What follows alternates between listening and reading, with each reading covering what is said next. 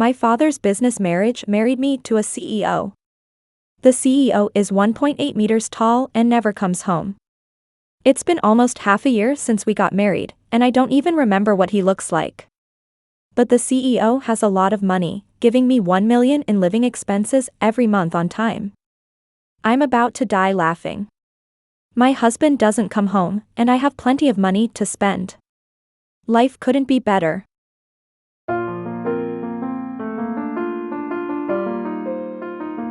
Chapter 1. Partying with my sisters until 3 in the morning, I drunkenly returned home. When I turned on the light, I saw a strange man sitting on my bed, looking very displeased as he said to me, "You finally came back." I was startled, immediately locked the door, ready to call the police. Behind the door, the man's voice deepened, saying, "Sophia, you won't forget who I am, will you?" Drunk as I was, I didn't care what he was saying, fumbling for my phone, shouting at him, "I don't care who you are. You're done for breaking into a private residence. You better be ready to go to jail. Sophia. I'm your husband." Husband? The alcohol-fueled haze cleared a bit in my mind, and I finally remembered. Oh. I have a husband. Chapter 2. You've been living it up while I'm not at home. Eugene sat on the bed in dark silk pajamas, his long legs crossed, his bare feet under the pants looking a bit tempting to me. No. I just went out with my girlfriends today. And I just happened to catch you like this? Yes. You have to believe me, on the days you're not here, I've been faithfully guarding the empty room. Right. Oh. Is that so? Eugene pushed his glasses with his slender fingers, a hint of a meaningful smile on his lips. I've really inconvenienced the lady during this time, so I might as well come back to live from tomorrow. What? No need. I panicked, quickly waving my hands to refuse. Eugene frowned, squinted at me with a hint of threat, and asked, "Why? Don't you want me to come back?" Of course. Not. I awkwardly smiled. It's just, the house is too far from the company, I'm worried about the fatigue of commuting back and forth. Well, in that case, pack up tomorrow and come live with me. How could such chilling words come out of this warm smile? My wonderful married life is ending so soon. Chapter 3. Eugene insisted that I move in with him, and I couldn't confront him directly, so I had to temporarily agree to this. After washing up, Eugene was still awake, even patted the bed, gesturing for me to come and sleep. I awkwardly smiled, took small steps to the bedside, and reluctantly lay down next to him. He turned off the light, then rolled over, reaching out to pull me into his arms, his unfamiliar scent instantly enveloping me, making my whole body stiffen. It's not like we haven't shared a bed before, but on our wedding day, he was too drunk, and by the time I woke up, he was already gone. So, this counted as the first time we lay sober on the same bed. Eugene was close to me, gently nuzzling my head, softly whispering in my ear, "I'm sorry for neglecting you during this time." I didn't dare move, internally raging in sadness. "It's okay, please continue to ignore me, I really don't mind." After much hesitation, I decided to have a sincere conversation with him. So, I poked his arm and said, "Actually, I understand. We got married because of a business deal, not out of love. I don't mind you not coming home. You can rest assured, I'm very understanding. I won't interfere with what you do outside, so it's okay if you don't come back. I think the way we were before was quite good. What do you think?" Eugene didn't respond to me, his steady and deep breathing was all I could hear.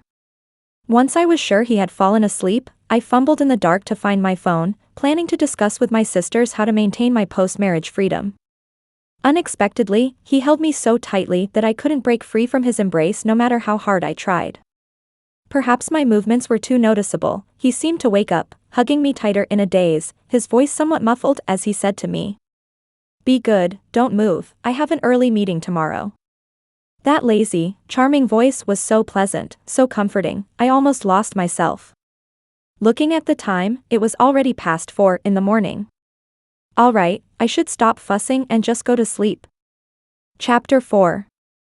I was originally planning to wake up and have a good talk with him. Unfortunately, I slept too deeply, and I had no idea when Eugene left. I was awakened by a knock on the door. Opening it, there stood a neat and professional-looking woman, who put away her phone and expressionlessly introduced herself. Madam, I am Eugene's secretary. He sent me to pack your things and take them away. Wait. How come I don't know about this? For the specifics, please contact CEO Eugene personally, I'm just here to work. With her command, workers streamed into the room, moving my things out one by one.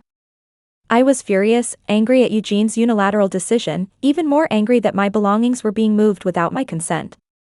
I sat down on the suitcase, shouting at them. Put everything down. If you want to move my stuff, move me first. The secretary glanced at me with a tilted head, seeming a bit puzzled, then said to the workers. Move her out. What the heck? You cute little thing. Chapter 5. I was sitting on my suitcase in my pajamas as the moving company transported me into Eugene's house. When Eugene returned and saw me like that, he was startled. I smiled, smoothed out my messy hair, pressed Eugene against the wall with my right hand on his shoulder, suppressing my anger, and said. Listen, we're not acting out a domineering CEO drama, right? Before you do things, shouldn't you ask for my opinion? Eugene pretended innocently and asked me. I want to live with my wife, does anyone have any objections to that? No, the way you put it. Do you have any objections? You. Right, no one has any objections. Eugene casually evaded my accusations, shameless. Extremely shameless. While I was grinding my teeth, Eugene seemed to be in a very good mood. He took off his coat, and unexpectedly, I looked up and saw his broad shoulders, slim waist, and the muscles of his arms tightly wrapped in the shirt, which made me gasp in surprise. What a physique, it's amazing. Hearing me choke on my saliva, Eugene turned to ask what was wrong. I quickly averted my gaze from his well-shaped backside, nervously covering my burning face with my hand, and hurriedly looked for the nearest bathroom to hide. That physique in a suit, combined with Eugene's cold and untainted face, emanated a sense of abstinence that was quite overwhelming. I couldn't bear to look, staring any longer would make me lose my sense of humanity. But the next second, Eugene unexpectedly flashed a charming smile, casually unbuttoned 2 shirt buttons, took 2 big steps forward, and blocked my path with his arm. I was terrified, this wasn't a situation a naive young girl. A young wife like me could handle. I cowered in his shadow like a quail, trembling, and asked him with a shaky voice. What? What do you want to do? He leaned in closer, his fresh breath at my neck infiltrating my nostrils, the invisible pressure making me involuntarily close my eyes. You tell me, what do you think I want to do? I exclaimed, pushing his arm away with force, and quickly escaped into the bathroom. As I opened the door, I heard Eugene let out a somewhat helpless chuckle. Huh, kiddo. What? Kiddo? How dare he look down on me like that? Chapter 6. I told my bestie Jane about this, and she laughed at me, so I immediately decided that tonight she would take me out to broaden my horizons. Excitedly, I agreed, my typing hands almost poking through the screen with excitement. Late at night, while Eugene was sound asleep, I gently pushed aside his arm, changed into different clothes in the dark, and grabbed my high heels, ready for the rendezvous. But just as I was about to open the door, the living room light turned on. I felt like a thief caught red-handed by the homeowner, standing frozen in place, flustered and embarrassed. Where are you going? Eugene's tone was very ominous. I was going to take out the trash, do you believe me? Eugene looked me up and down and asked. Going to take out the trash dressed like that? I awkwardly reached to cover my thighs, but when I turned my head, I caught Eugene's intense gaze. Huh? Why does his expression seem a bit off? But that moment was fleeting, and the next second, Eugene turned and walked into the room, leaving behind a slightly ambiguous statement. Come in, let's sleep. This. In the middle of the night, a man and a woman alone, saying that, it's bound to make people think more. But in reality, it turned out that I was just overthinking. When Eugene said sleep, he meant just sleeping. He didn't even hug me again. I guess he was a little mad at me. I told Jane about this. She disdainfully replied, "Oh, your husband, no fun." When Jane said that, I began to doubt as well, is he really no fun? I suddenly had a mischievous idea to test him, but then I thought, even if he's fun, I shouldn't be. Forget it, I'll drop it. Jane teased me again. You can actually resist your handsome husband, Sophia, you're really something. Feeling a bit embarrassed, I turned off my phone. What are we talking about so late at night? Chapter 7. Eugene left again early in the morning, and before leaving, he seemed to kiss my face. The sensation of his stubble felt so real, not like a dream. When I woke up, the secretary was sitting in the living room, working. I asked her, puzzled. Why are you here? The secretary gave me a professional fake smile and replied. CEO Eugene instructed me to come. Please contact CEO Eugene for specifics. After getting ready to leave, the secretary closed her notebook and followed behind me. I asked her. Are you leaving? She said. Are you leaving? Is there any necessary connection between you leaving and me leaving? Your decision to leave determines my decision to leave. All right, I get it. This secretary is here to monitor me. So, I personally called CEO Eugene. Eugene, what's the deal, sending someone to monitor me? Eugene was busy on the other end but still tried to deflect. It's not monitoring, it's companionship. Thank you, do I not have any friends? Do I need you to send someone to keep me company? Now, you let her go back. Eugene probably sensed my anger in my words. He paused for a moment, then said. All right, I understand. Secretary received a call from Eugene. After a couple of acknowledgements, she hung up and told me. CEO Eugene wants me back in 2 hours. Why 2 hours later? As I saw Eugene rush in, taking over from the secretary, one leaving as the other arrived, I understood why she was asked to return in 2 hours. He couldn't bear to leave me alone for even a second. Feeling a bit scared, I secretly messaged Jane. What do I do? My husband might be a Yandere. Jane finally replied seriously, immediately responding. Don't panic, I'm searching what to do if a Yandere falls in love with you on Google. Shortly after, she messaged me. Good luck. A little while later, she messaged again. The Yandere topic is trending recently, can I adapt your story and post it on Google? I replied. Can you act like a normal person for once? Chapter 8. Eugene said he came specifically to accompany me. I nodded vigorously, refraining from saying a word of disagreement. On the other end, Jane messaged me. I heard the Anderson group has been very busy lately, and he's dropped everything to be with you, showing how deeply he cares for you. I felt like crying but had no tears, hiding in the mall restroom, reading the Yandere stories Jane sent me, imagining Eugene gripping my neck, saying, You'll never leave me in your life, and shivering with fear. I called my dad. Dad, can I get a divorce? My dad was in the middle of a business call, and upon hearing my abrupt question, he sternly said. Don't force me to slap you. I understood his meaning and quickly changed my tone. Father, you've worked hard. Goodbye, Father. No way out but to face it.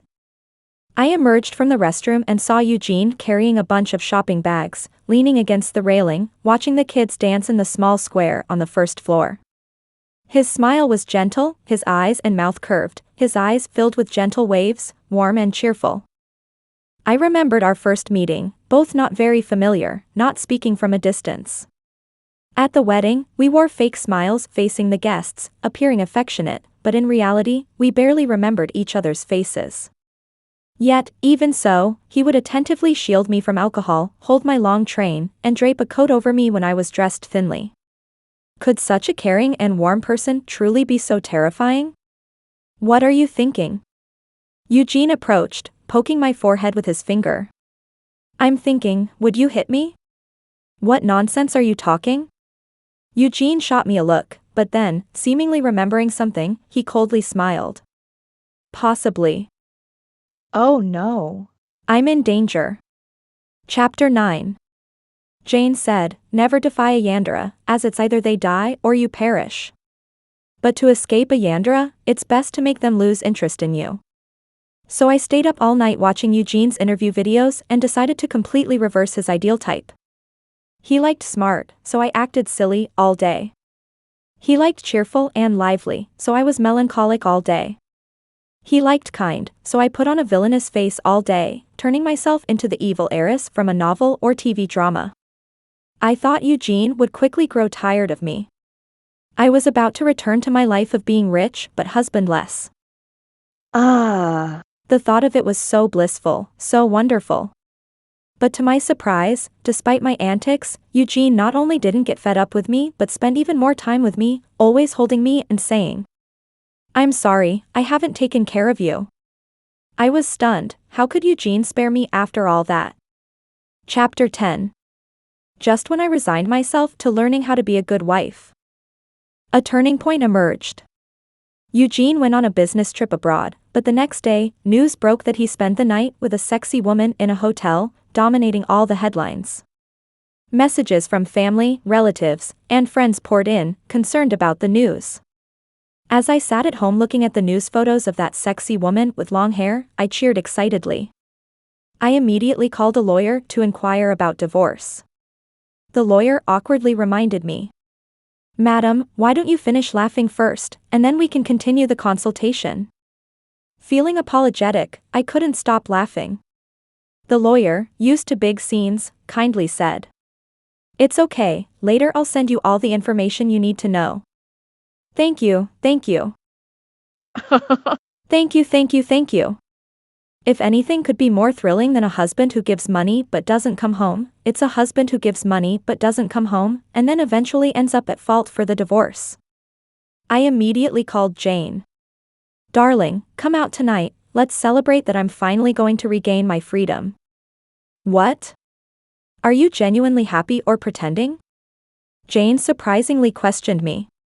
Of course, I'm genuinely happy. I'm about to be free. This time I might even get a divorce from Eugene. At worst, I can use this as an excuse to keep him away from me. My laughter halted when Eugene appeared in front of me, looking weary and disheveled. Eugene is back, I'll talk to you later. I quickly hung up. His expression was off, his eyes bloodshot, and exhausted red veins apparent. He stared at me in disbelief, and as I approached, he even took a step back. I'm asking you, were those things you just said true? Eugene's almost tearful expression left me speechless and confused. What's wrong with you? Don't change the subject. Eugene shouted, tears finally streaming down his face. I'm asking you, were those things you just said true or false? Shocked, I fell silent, unsure how to respond. Eugene looked at me, disappointment growing in his eyes, and finally, without waiting for my answer, he turned and left the house with a loud slam of the door. I was dumbfounded, sitting on the floor, my mind in a jumble. Jane called me to ask about the situation. I said. I don't know, he cried, crying and asking if those things were true. I don't know, it's strange, why would he do this? Jane sighed. He probably really fell in love with you. But he spent the night with a beautiful woman in a hotel. Sophia, are you daft? If he rushed home to find you as soon as he could, it means it must have been a misunderstanding. But why would he love me? Save that question for the gods to answer. Many questions swirled in my mind, but one thing had a definite answer. Eugene wasn't a Yandere. He didn't do anything extreme in his anger and distress. But this answer seemed to lose its meaning. Chapter 11. Eugene didn't answer my calls, didn't come home, and neither my parents nor his could persuade him. His mom told me. No way, he's always been stubborn. My dad, frustrated, called me. You drove him away, now you go and bring him back. If you can't, pack your bags and get out. Oh, right, about that news event. The sexy woman was actually the secretary called into work during her vacation. The company's publicity department released a group work photo that debunked the false news. So now, the fault was solely mine. Heavens, can they stop playing games with me? Eugene was determined not to see me, so much so that he even made every security guard at the company remember my face to stop me. My current situation was extremely difficult and challenging. Helpless, I thought of one person who could help me see Eugene. The closest secretary to Eugene, Maggie. Chapter 12. Under the Anderson Group building, the security guards greeted Maggie. Maggie, brought your mom to work today? At that moment, standing beside Maggie was me, disguised. I looked at Maggie in shock as she pressed down on my white floral wig, smiling at the security guard. Yes, brought my mom to the office for a visit. Just when I thought I might get away with it, Eugene swiftly passed by me, telling the security guard and Maggie. During this special period, non-essential personnel are not allowed in. Maggie, you have 3 minutes to bring the coffee to my desk, or don't bother coming in tomorrow. The next moment, Eugene entered the elevator, Maggie rushed to the coffee shop, and I was stopped by the observant security guard at the door. Eugene, you're tough. Chapter 13. That day at noon, Maggie sent me another update. Eugene was going to the Gu Mansion to meet with clients at 4 p.m. Without an appointment, the Gu Mansion wouldn't let anyone in. I got a friend to help me book the adjacent private room to Eugene's. But by 6 p.m., Eugene was nowhere to be seen. I messaged Maggie to ask, and she replied. They went, someone just told me they finished their discussion and were about to come back. I was shocked and rushed out. All I could see from the window was Eugene driving away. Needless to say, it was Eugene's doing again. Maggie sounded like she was close to tears on the phone, sending me voice messages. Madam, please, quickly make up with CEO Eugene, I don't want to work overtime anymore. On the other hand, a message from my dad flashed like a bolt from the blue. Your grandfather's birthday is on Saturday, bring Eugene to dinner. Don't tell me you two haven't made up yet. Those few words struck me hard, and I quickly replied. We've made up. We'll definitely go to Grandpa's birthday. As I put down the phone, I was drenched in sweat. Making up with Eugene was now urgent. Chapter 14. I had Maggie send me information about the hotel where Eugene was staying. She quickly replied, with a line that said, Madam, I'm risking my life to pass on this information to you, you must strive and work hard, madam. Her expectations weighed heavily on me, adding to the pressure, but I didn't want to disappoint her. So, I replied. I will do my best. At 7 p.m., Maggie informed me that Eugene had left the company. I also set off from the Gu Mansion towards the hotel. But the city at this hour was an absolute nightmare in terms of traffic. Just then, Maggie messaged me again. Madam, CEO Eugene is suddenly going on a business trip and has already headed to the airport. Maybe you should go back and wait for CEO Eugene to return. Shocked, I quickly asked her. When is he coming back? Maggie replied. The 18th. It was too late, the 18th was Saturday, and there was no way I could wait until he returned. Without much hesitation, I opened the car door and headed towards the airport. Chapter 15. But after running for about 100 meters, I stopped. Who was I kidding? I was wearing 7-centimeter high heels, and I wouldn't make it to the airport even if I ran until dawn. So when I saw a shared bicycle, I swiftly pulled out my phone and rode off. After getting through the congested roads, I hailed a taxi. Rushing as fast as I could, I managed to make it. Eugene was sitting in the waiting area, wearing headphones and video calling someone. He motioned for me to wait and I nodded, turning to lean against the wall, catching my breath. Suddenly, there were gentle hands on my back, soothing me. Startled, I turned to look at Eugene. He had hung up the phone and removed his headphones, looking at me with a furrowed brow, yet his eyes were gentle. Why were you running so fast? He asked. I was afraid you would leave. I couldn't catch up to say a word to you. Luckily, I made it. Eugene seemed somewhat helpless as he twisted open a water bottle and handed it to me, saying, "The plane has already taken off." Ah. Only then did I realize that the waiting area was now empty except for him and another person. "So, how? Were you waiting for me?" I asked. He nodded. "How did you know I would come?" "The driver called me." I was speechless, unsure of what to say. Eugene then asked me, "Did you come to tell me something?" I want to apologize to you. I'm sorry for not realizing you'd worry about me misunderstanding. I shouldn't have been so happy about divorcing you. Seeing you like that, I feel guilty. Is it sincere, or do you just want me to accompany you to my grandfather's birthday banquet on Saturday? So he already knew about the banquet. But it's sincere, it has nothing to do with the banquet. I genuinely want to apologize to you. I'm sorry, I never truly understood your thoughts, misunderstood your intentions, and made you upset. It was quite upsetting, flying back for over 10 hours to explain things to you in person, only to find out that you were so happy about divorcing me. Oh, well, let's not bring up that awkward incident again. Sophia, it seems like we haven't really sat down and talked properly since we got married. Yeah. That's true. So, tonight, why don't we go home and have a good chat? Huh? Aren't you going on a business trip? I've already sent someone in my place. Oh. Chapter 16. Eugene and I, each with a glass of wine, sat lazily on the balcony in our pajamas. The gentle night breeze lifted the stray strands of hair on his forehead, and I saw a pair of eyes shining like stars. Tonight's Eugene was a sight I had never seen before. Calm, casual, relaxed, and comfortable.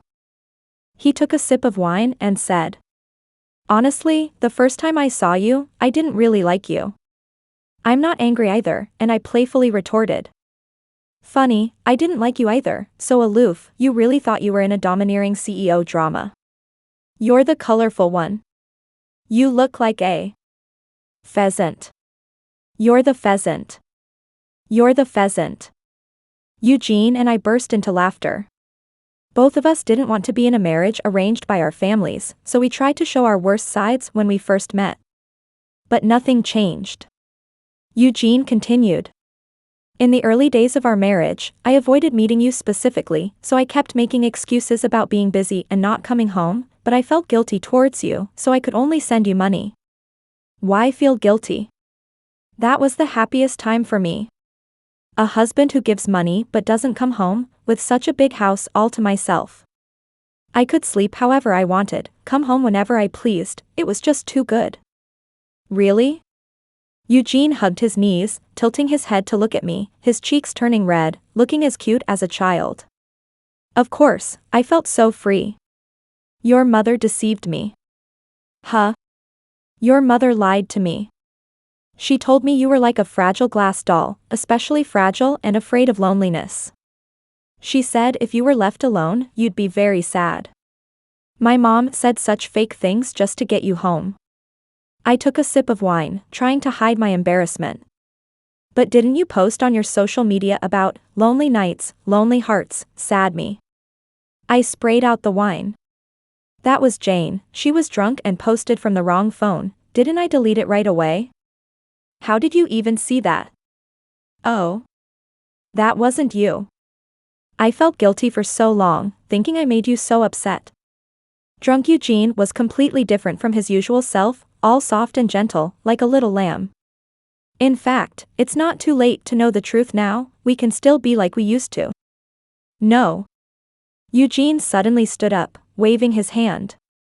I'm a man, a man's responsibility is to earn money, take care of the family, and protect his wife. So? He bent down towards me, his eyes filled with sincerity hitting my heart. Sophia, you are now my wife, and I have a responsibility to be with you, take care of you. I couldn't say anything. I felt waves of warmth crashing against the shores of my heart. But my heart wasn't completely swayed yet, there was still a trace of reason. But our marriage was just a transaction, no emotions involved. You might meet someone you like in the future. Who said I have no feelings for you? He interrupted me, his gaze growing deeper, as if trying to see into my soul. My heart started beating even faster. And he continued to fan the flames in my already warm heart. I don't know when it started, but I began to feel differently towards you. Maybe when I saw you hiding in the corner sleeping in a big wedding dress, maybe when you quietly handed me a cookie to cover me sneaking a bite. Maybe when we faced outsiders together, or perhaps when I received your occasional yet sincere care, you seemed to become a bit adorable. I sat there dumbfounded, completely stunned. Sophia, I have feelings for you, I believe those feelings will grow into love. What about you? Do you like me? I didn't know if I liked Eugene, but I knew that in this moment, I seemed to be starting to look forward to this marriage. Perhaps, I could now hope for happiness. I don't know. I shook my head. But I can try. With that, I leaned in and kissed his lips. Tonight, sleeplessness was inevitable. Chapter 17. On Saturday, my grandfather's birthday banquet was lively and extraordinary. My dignified and elegant mother walked over with a glass of wine, nudging my waist with her elbow. Seems like you have a good relationship with your husband lately. I took a sip of wine, smiling without saying a word. Oh, you're getting shy now.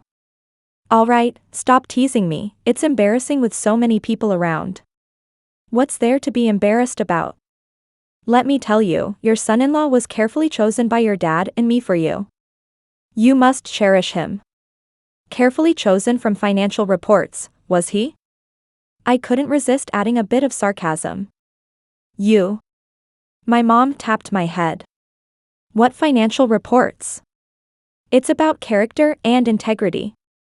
The men in Eugene's family have a tradition of being responsible. Money doesn't matter, do we lack money in our family? Your dad and I wanted to find you a faithful and good man who could be with you for a lifetime. Today, I learned how thoughtful my parents were. You'll understand a parent's heart when you become a mother yourself. My mother shook her head and walked away. Eugene came over, holding me gently by the waist, asking, "What did Mom tell you?" "Nothing. I just feel quite happy." Eugene leaned against my forehead, hugging me tighter. Chapter 18.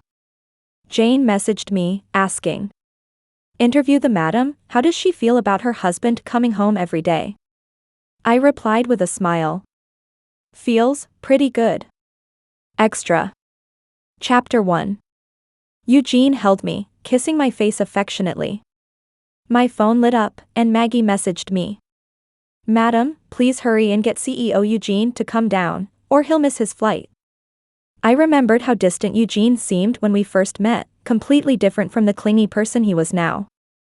I pushed Eugene away with all my strength, creating a 2-centimeter gap between us, and peered out from his embrace. After taking a deep breath, I said, "Could you, hurry up, your tight hug is making it hard for me to breathe. You're pushing me away. Have you stopped loving me?" No, love, you are my heart, my liver, 3/4 of my life. Hurry up and go, will you?" I coaxed him while dragging his luggage, escorting him to the door. Then, seizing the opportunity, I swung the door open and sent him out. "I'll be back soon, baby," he shouted to me through the door. "Okay. Love you, baby," I responded back through the door. At the same time, I quickly messaged Maggie. "Hold him back for me, make him stay out as long as possible. There will be benefits if successful." Maggie replied, "Remember that new bag we saw last time we went shopping? If it works out, I'll make sure you get to see it." Deal. Chapter 2. Night fell. The bright-colored lights cut through the darkness, creating a colorful display. Jane leaned in with a glass of wine and whispered in my ear, "How long has it been since we went out at night and had fun?" I counted on my fingers, almost feeling like crying. 1 year and 4 months, exactly 487 days. Jane sighed.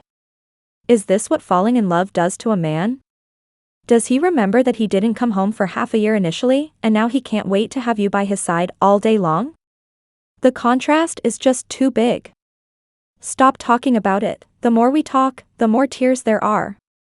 I don't dare resist. When he looks at me pitifully, I can't even say it. No, I just want to hug him and kiss him. Jane, huh? Is this teasing? Why do I sense a sour love smell all of a sudden? Enough about him. I excitedly clinked glasses with Jane. Eugene probably won't be back this week, so let's have a great time. Sounds good. As the lights and music intertwined, I failed to notice my phone sitting on the table, its screen lighting up and going dark repeatedly. Chapter 3. I discovered Maggie's messages in the late night hours. I looked at the messages ending with exclamation marks on the screen and halfway sobered up. Madam, there's been a change of plans. CEO Eugene will be back early tomorrow morning. Madam, CEO Eugene said he won't wait until tomorrow, he's coming back tonight. Madam, are you at home? CEO Eugene is getting ready to come back. Madam. Where are you?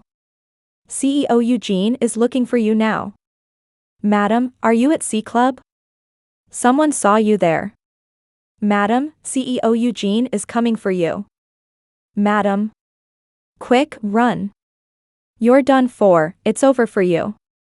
I was truly done for because I had already seen Eugene. Chapter 4. He didn't know how long he had been sitting there. It seemed like he had noticed me a long time ago. When I saw him, he was casually sitting among a group of people, watching me, even smiling and raising his glass in a toast to me. The lights flickered, and Eugene looked at me from not too far away, smiling. There was a hint of threat in his smile. A chill ran up from my feet to my head. He waved his phone at me. I picked it up and saw a message from him. I told you, it's not certain. I recalled a conversation I had with him before. I thought he was at Sundra and asked if he would hit me.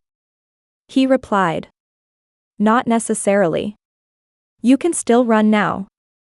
He messaged me. I grabbed my coat and bag and ran as fast as I could. Chapter 5. Eugene strode with his long legs following behind. At that moment, I felt like a character in a horror movie. But as I ran, I began to feel something was off.